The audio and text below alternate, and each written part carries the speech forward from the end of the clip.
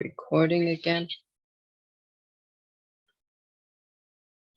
Okay, I'm recording again. I'm going to go on Facebook Live again.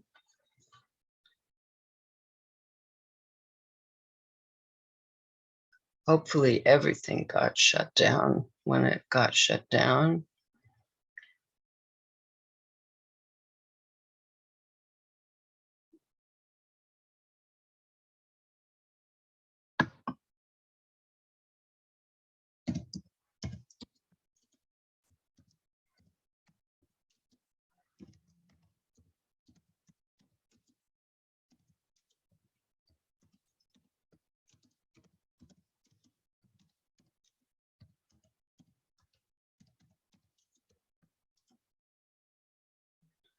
Right. I had to type in a little something. Now we're going to go live again. I don't know what happened to the other live. Maybe we'll find out, maybe not. Okay, now we'll do screen share again. Oh, wait a minute. No, we won't. Okay, right now I'm going to pull up. You won't see it because I'm not sharing it. But I'm going to pull up what I had for you today. Let's see.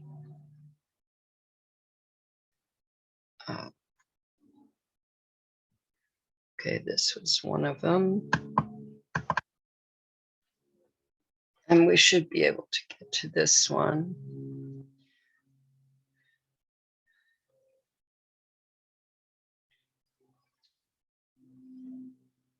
Okay, and from here, I should be able to get the other one that I wanted.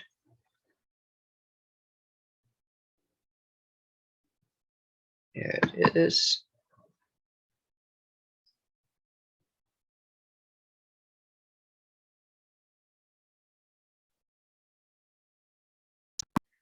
Now I'm set up, so I should be able to do this easily. Okay. Back to Zoom. All right. Now let's do screen share. Let's hope it works.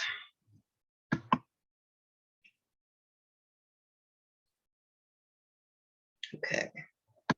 Optimize. And that's what I want to share. Let's share. Okay, now it's sharing. Now we're going to do this slideshow.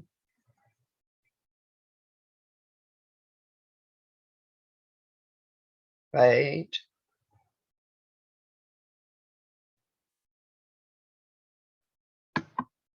All right, there's slideshow. Don't know why it wasn't cooperating. And let's try again. Welcome to Karen Rice's Raising Happy Kids Zoom show, episode 85, The One Rule Solution. Now let's see if it'll pop it up into the slide share. I mean, into the slideshow.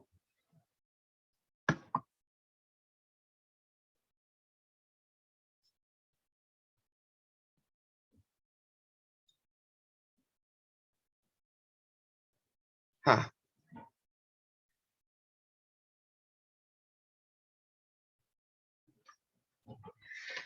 I don't think I've had this much trouble before.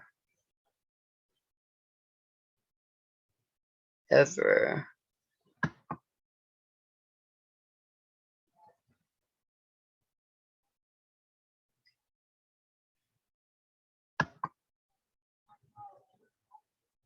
Uh-oh.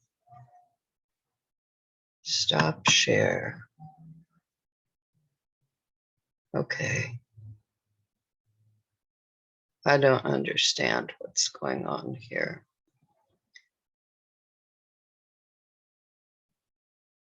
This is not a good thing.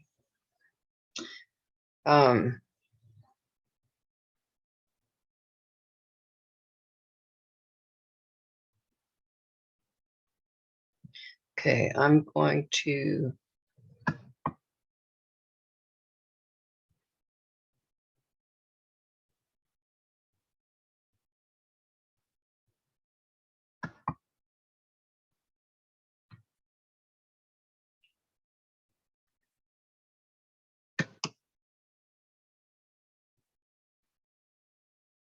see this. I can see it, but you can't. I'm going to end this show.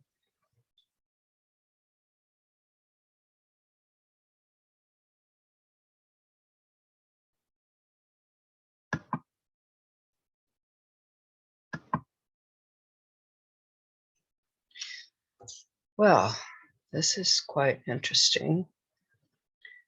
I'm not used to winging it like this.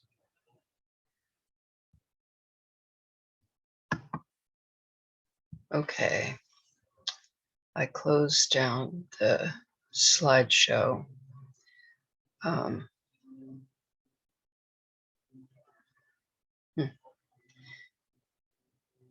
Well,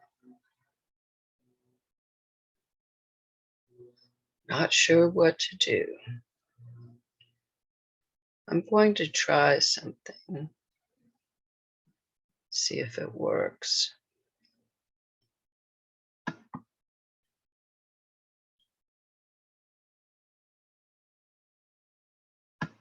This was something that I had planned to do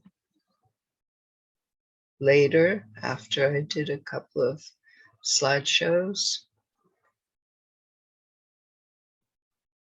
Let's see if this will work.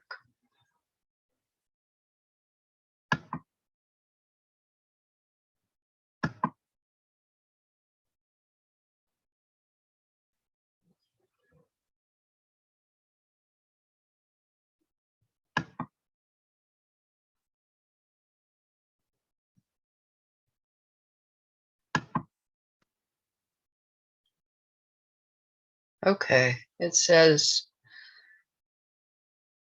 that it's working. Okay, I've been in the past few episodes, I've shared some of the questions that I got asked many years ago, though I'm sure some of the same things are still going on, though some of the details of life are different. And so what gets asked and what gets answered is different than it would be today. This was the next one, and I wasn't sure if I was going to do it, but after all of this that's gone on, I think I'm going to. The question I got asked was, I want your opinion. When parents are not getting on well, when one parent is full of anger and not being respectful to the other parent, is it better for the parents to stay together for the sake of the children, or to split up for the sake of the children?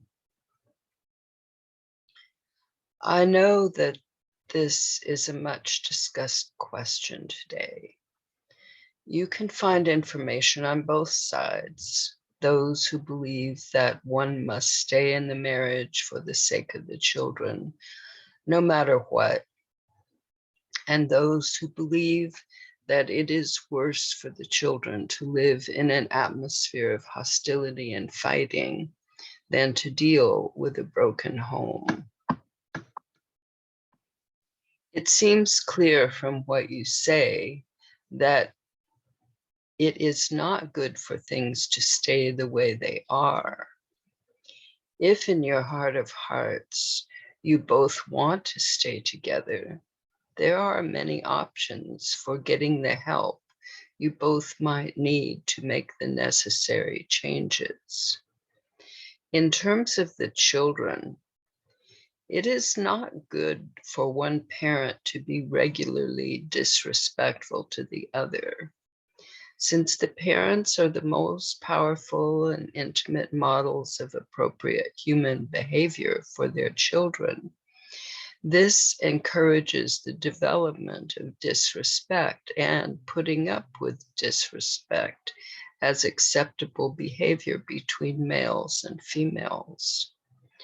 True, this is the way things used to be in the not too distant past when women were owned first by their fathers, then by their husbands.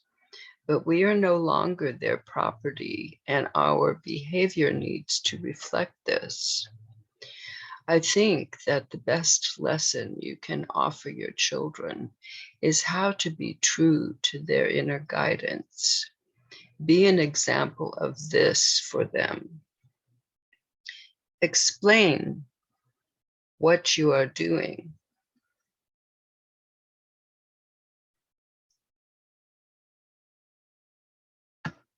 And how you are doing it. Don't act out of what you think their needs are or will be. You can't know for sure exactly what kinds of experiences they are going to have to deal with in their lives.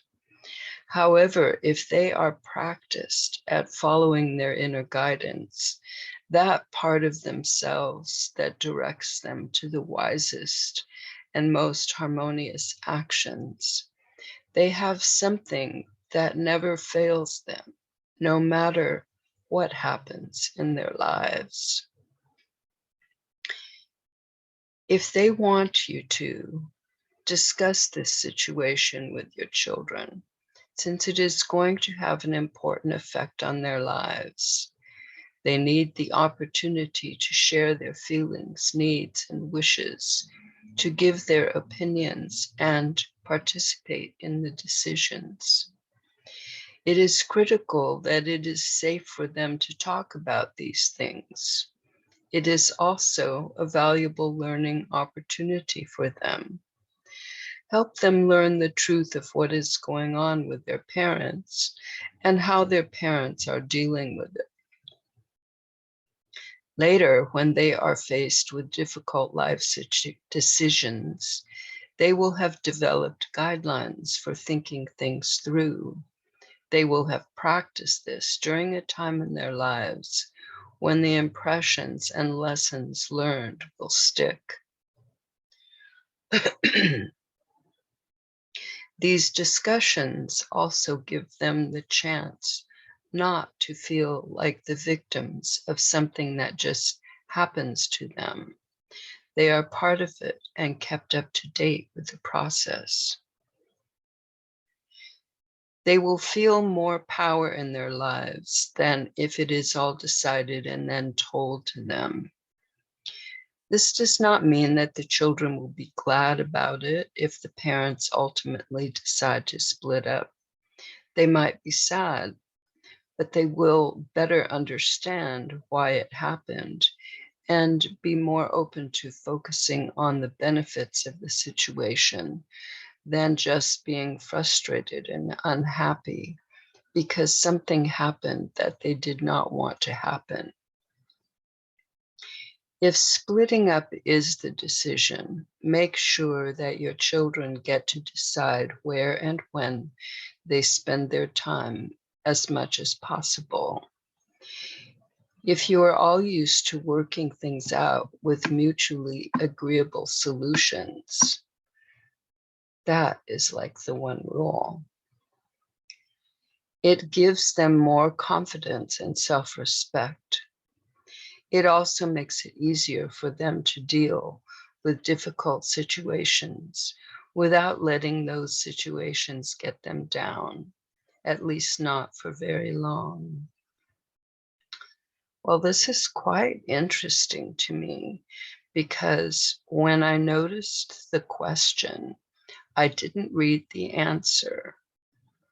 And that's why I wasn't sure um, whether I was going to have it on the show today.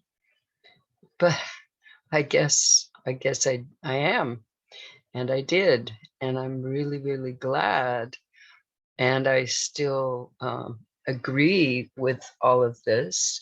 And the fact is that if I had known about the one rule at the time and the simplicity and clarity of it and the power of using it, because it's basically what this is saying, um, but in a very pinpointed, something you can rely on way.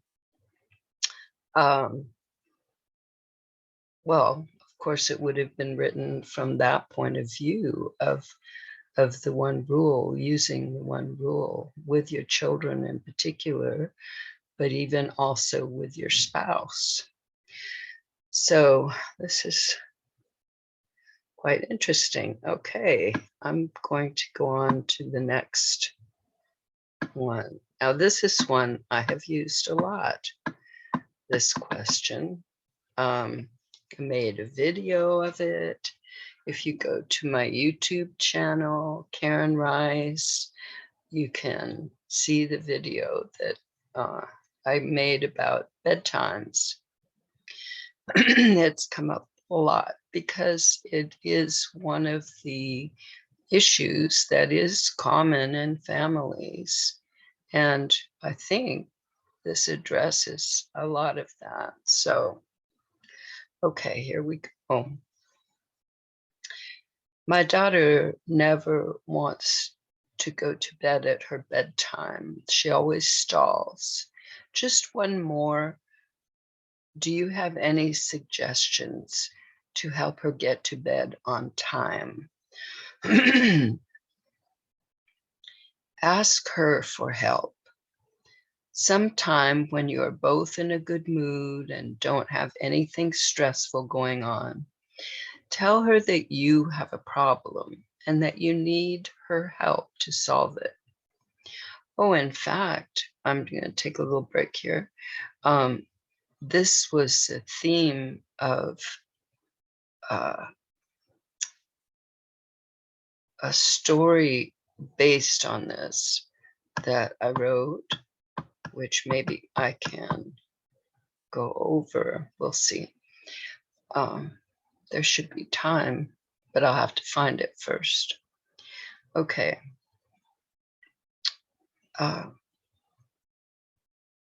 And this is okay. Tell her that you have a problem and that you need her help to solve it. Since it is something that bothers you, it is your problem and not hers, unless you make it a problem for her.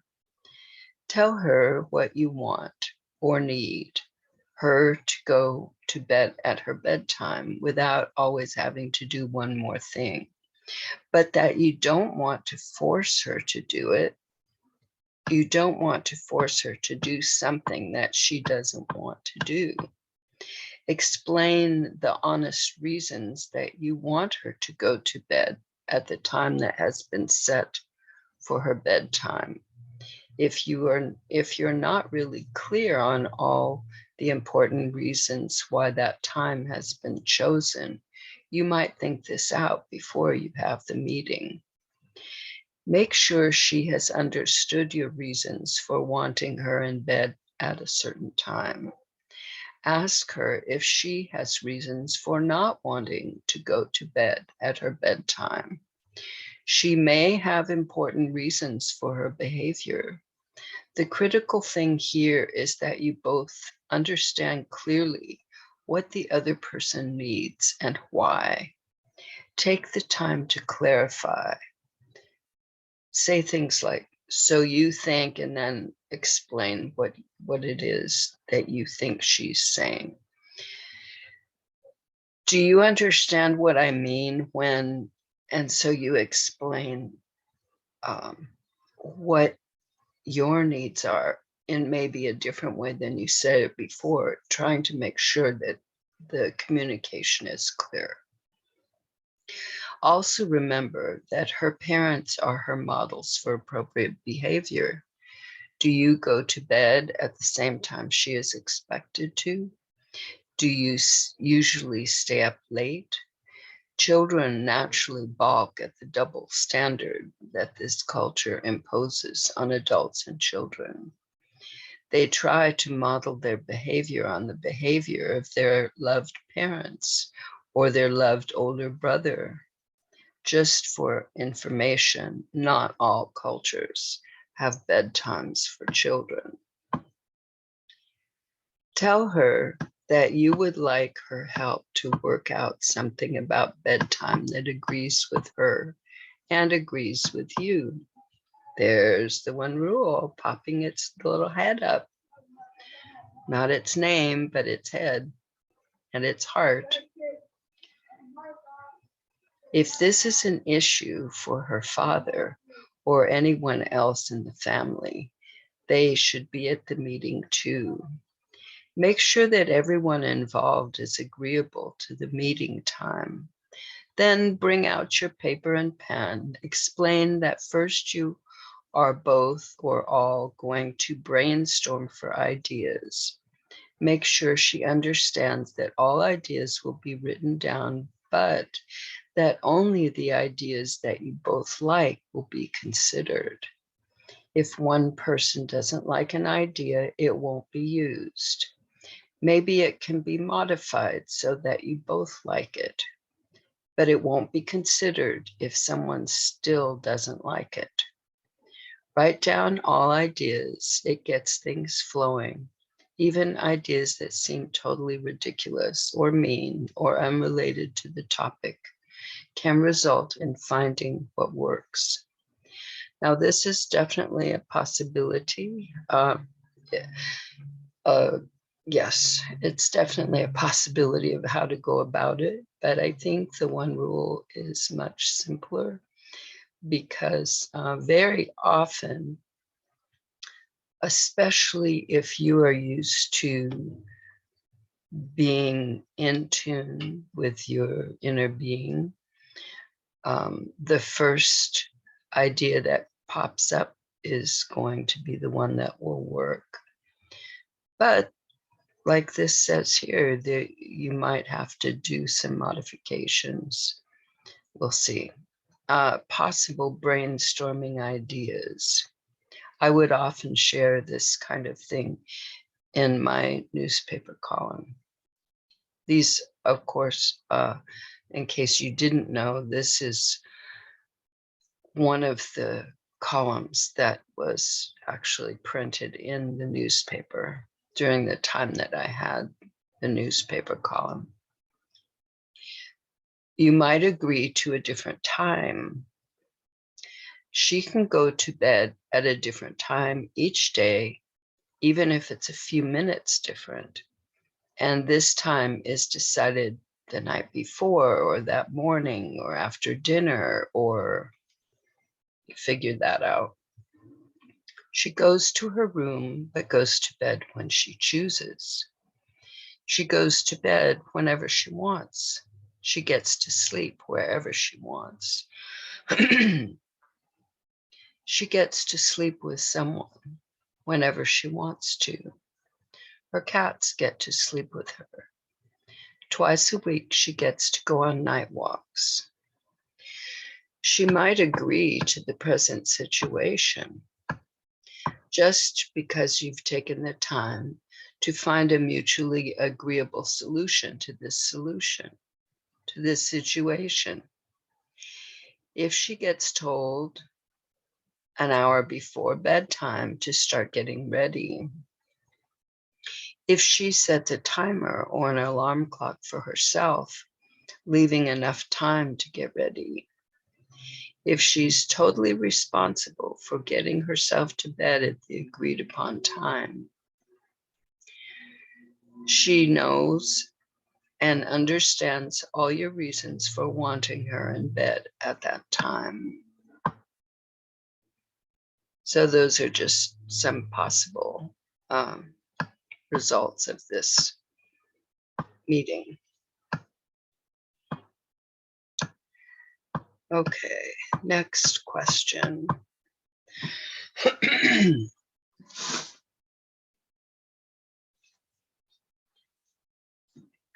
My daughter is very creative.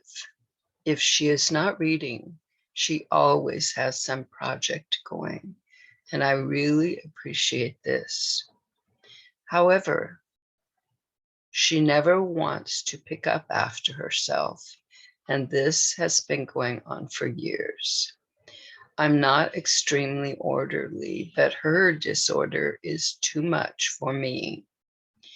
I've tried everything I can think of to get her to clean up her stuff, and she just won't do it. Not with my help and not later, which is what she says to get me off her back. What can I do? This is really a problem for me.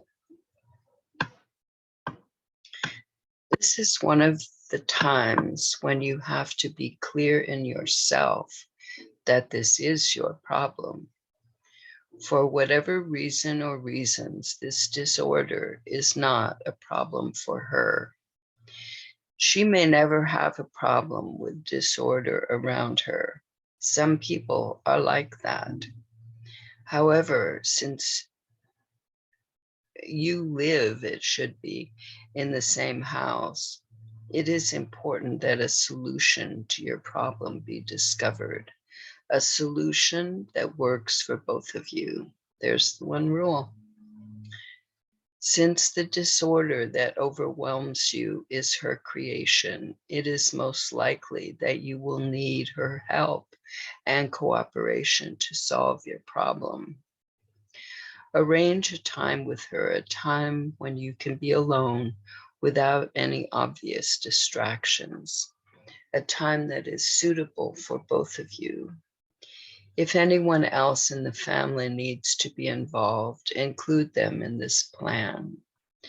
Although it can be helpful to process things where the problem takes place, in this case, since it is a long-standing problem, it might be helpful to choose a favorite place that is not in the house, so no one will be distracted by the triggers of the familiar home situation.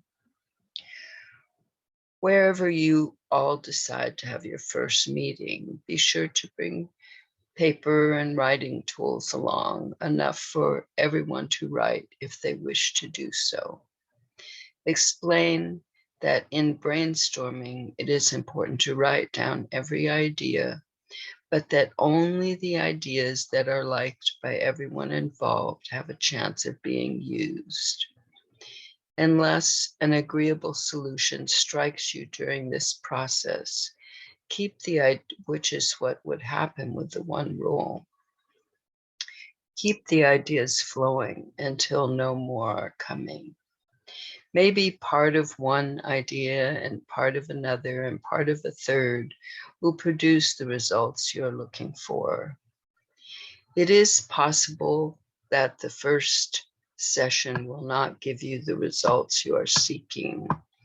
However, since this problem has gone on for a long time, find your patience and schedule another session. If you worked away from home the first time, work at home the next.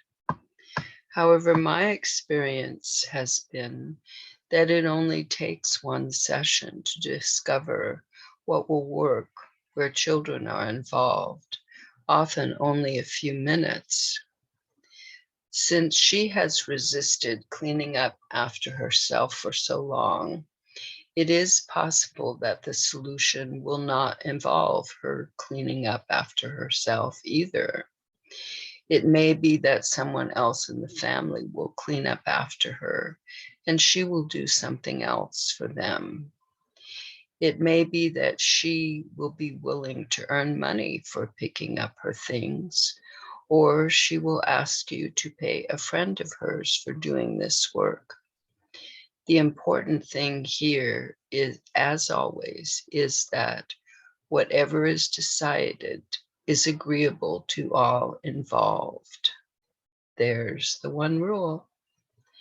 Also, remember to keep tabs on the situation as time goes on to make sure that the solution keeps working for everyone. However, if she does not want to participate in discovering a solution to your problem,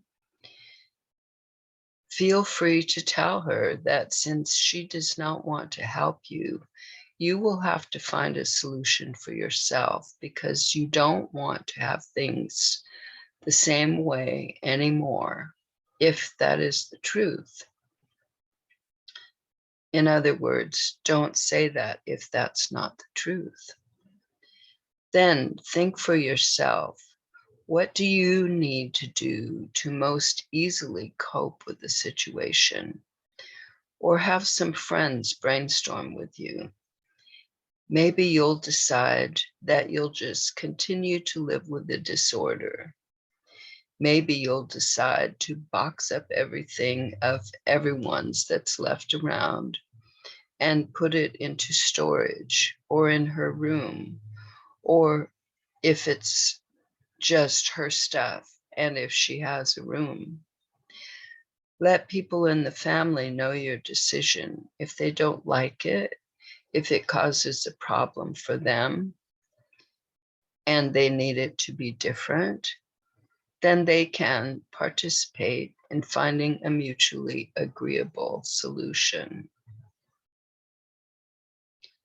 Okay.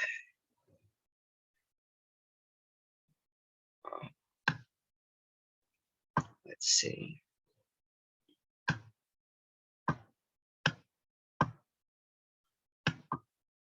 Okay.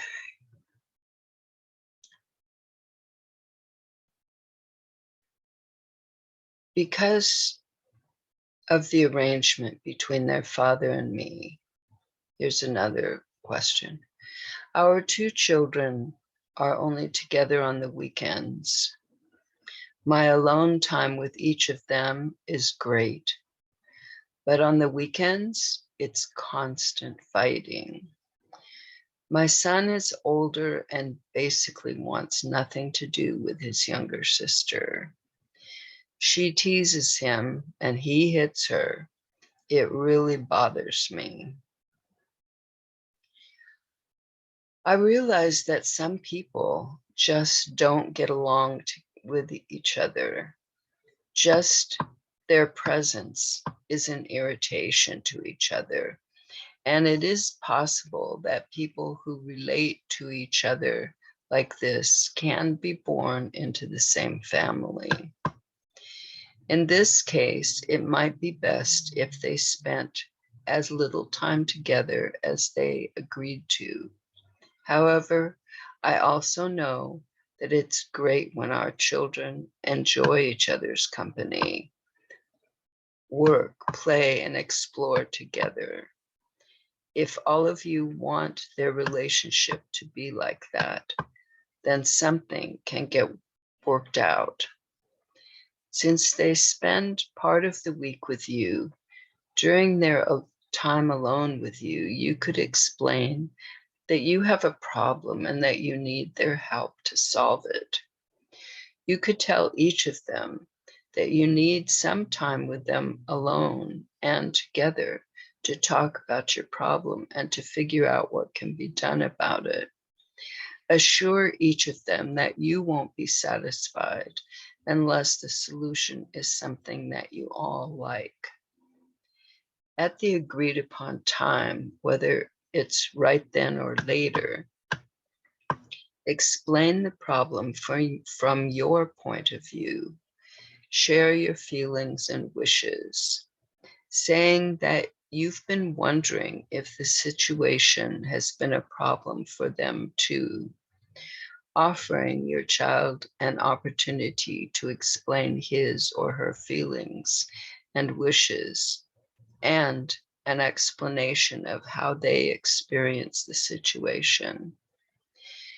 During the time they are talking, practice what is called active listening.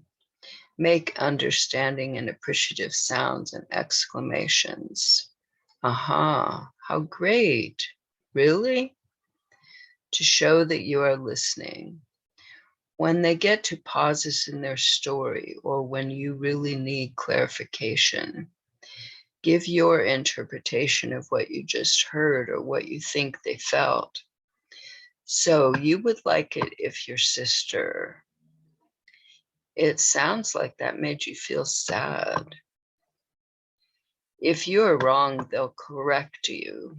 If you're accurate, then they'll continue talking.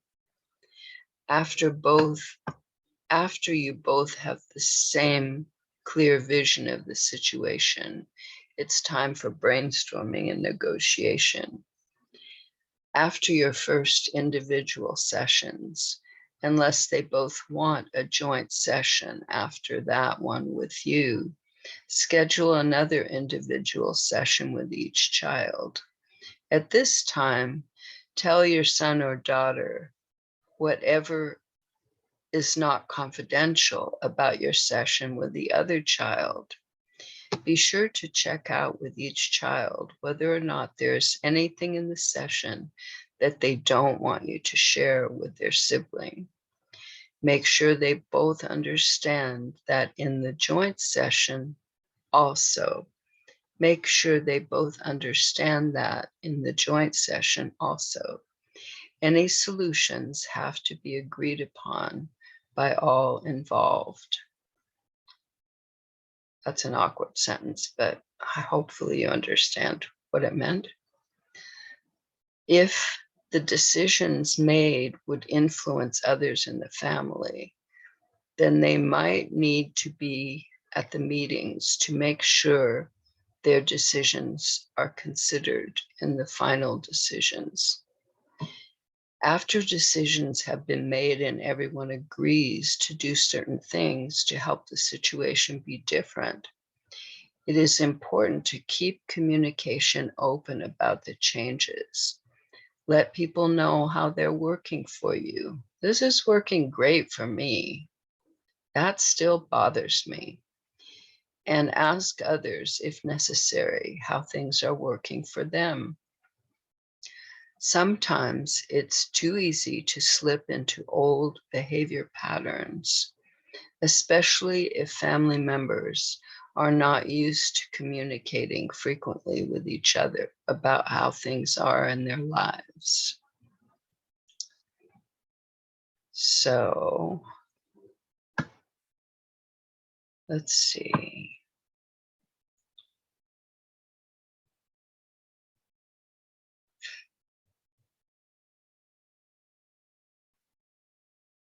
Now, what was, oh yeah, I think we're not going to go on with this one right now. But there was one. Okay, I'm going to stop this screen share because sometimes going from one screen share into something different,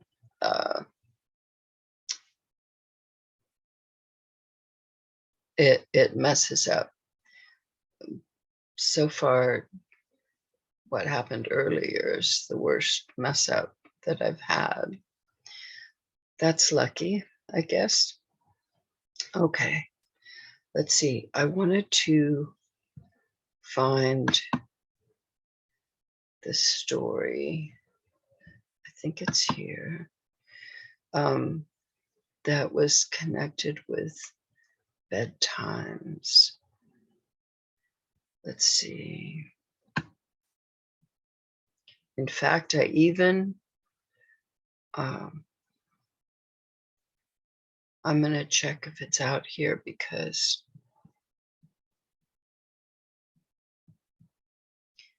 I even made a story on that theme for one of my grandsons. Okay, I don't see it here, so we'll see how this works out.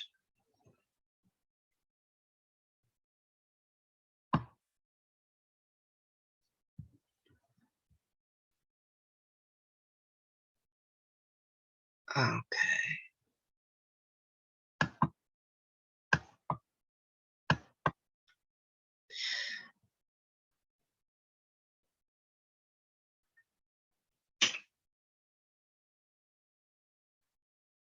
I'm not sure this is going to work.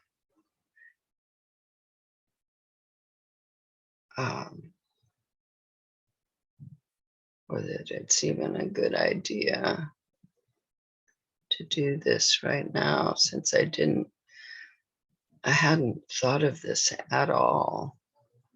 Well, because I didn't read what I was going to be sharing, so I didn't realize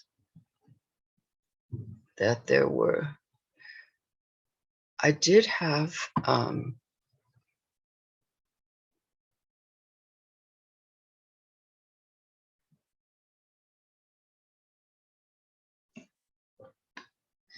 I did have an inkling in me that there might be something, and that's sort of why I'm going on with this. There might be something that I could share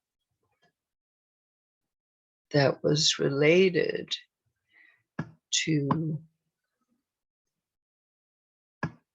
one of the questions.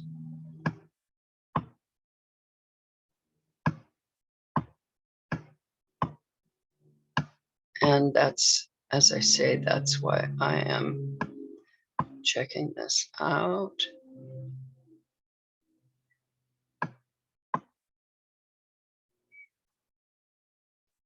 Look at this.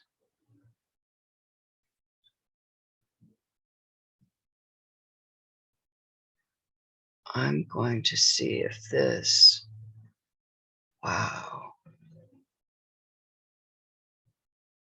I'm in awe of this process.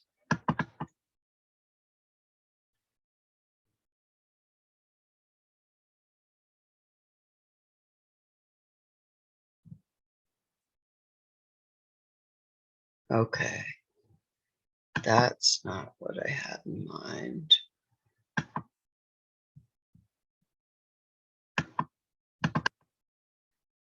But here's the story part of it. And maybe I can share this.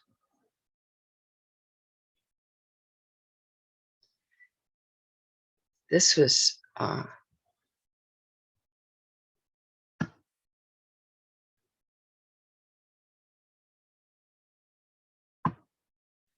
this was based on that question. Do you have any suggestions to help her get to bed on time?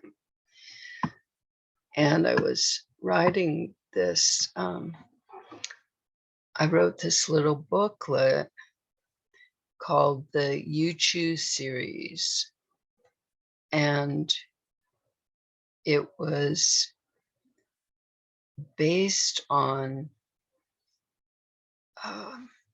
there used to be a book series. I remember my oldest daughter really liked them. And it was where you get to a certain point in a story. I think it's you choose your own adventure or something. And you get to a certain point in the story and you get it to choose. And if you know, how you would like the next thing to go. Do you want it this way or this way? And whichever one you choose, it tells you, well, then go to this page, and then the story will continue as if that had happened. And that happens several times during the book, which is quite fascinating. And so that inspired me to do this with bedtime. And I'm just going to, let's see, I'm just going to start it. Okay, because we won't have time to do more. You'd had a busy Saturday morning errands with 4-year-old Cassie. You're looking forward to relaxing a little before you start the laundry. You stretch out on the soft, comfortable couch. Suddenly you remember last night and the night before that and the night before that, and maybe now is your chance. Maybe you can use 7 steps to harmony to solve your problem. See, now it would be the one rule.